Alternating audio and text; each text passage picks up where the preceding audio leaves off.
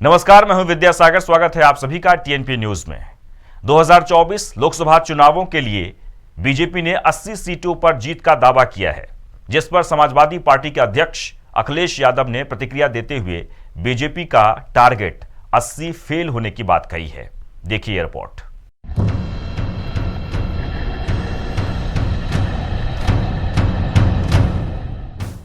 देखिए, बीजेपी इस बार हो सकता है 80 सीटें हार जाए। पार्टी उत्तर प्रदेश से साफ हो रही है, इसलिए साफ हो रही, कारण है उसका चरम सीमा पर महंगाई, चरम सीमा पर बेरोजगारी और झूठ बोलने में नंबर 1। न्याय की कोई उम्मीद नहीं कर सकता। चुनाव आते ही सभी पार्टी के नेता वादों के साथ साथ जीत के दावे भी करते हैं, तो वहीं विपक्ष करता है जीत के दावों पर प्रति दावे। यूपी के राजनीतिक दंगल में बीजेपी ने 80 की 80 सीटें जीतने का दावा किया। वहीं बीजेपी के दावों पर अखिलेश ने चुटकी लेते हुए कहा कि 2024 के लोकसभा चुनाव में बीजेपी सभी 80 संसदीय सीटों पर हार का स्वाद चख सकती है।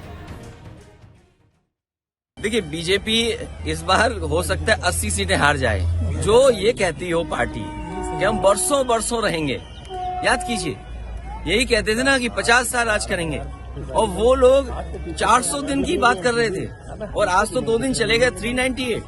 उनके राष्ट्रीय अध्यक्ष को कम से कम 2 मेडिकल कॉलेज देखने जाने चाहिए, जो उन्होंने खुद शिलान्यास किए हैं। अगर वो 2 मेडिकल कॉलेज चले जाएंगे तो अपने आप कह देंगे कि उत्तर प्रदेश में कितनी लोकसभा जीतेंगे वो। कहीं अखिलेश यादव का ये आत्मविश्वास चाचा शिवपाल के पार्टी में आने से तो नहीं आया है। कहते हैं ना, अपने तो अपने होते हैं, और फिर अपनों का साथ मिल जाए तो कुछ भी करना नामुमकिन नहीं होता। अब चाचा शिवपाल ने साफ तौर पर बोल दिया है कि आजीवन अखिलेश के साथ रहेंगे, और चाचा शिवपाल की राजनीति में अपनी अलग ही पहचान है, तो भतीजे के तेवर में थोड़ा पहचान का असर तो पड़ेगा ही। ताकत का गुरूर दिखाना तो लाजमी है। वहीं अखिलेश यादव उत्तराखंड पहुंचे, जहां वो पार्टी नेता के घर विवाहिक कार्यक्रम में शामिल होने पहुंचे थे। लेकिन उन्होंने न सिर्फ उत्तराखंड में पार्टी को मजबूत करने के लिए अपनी चुनावी रणनीति पर बात की, बल्कि जोशीमठ आपदा, भर्ती घोटालों के बहाने बीजेपी को आड़े हाथ लिया। अखिलेश यादव ने साफ लफ्जों में कहा कि बीजेपी यूपी से आई थी और अब यूपी से ही जाएगी।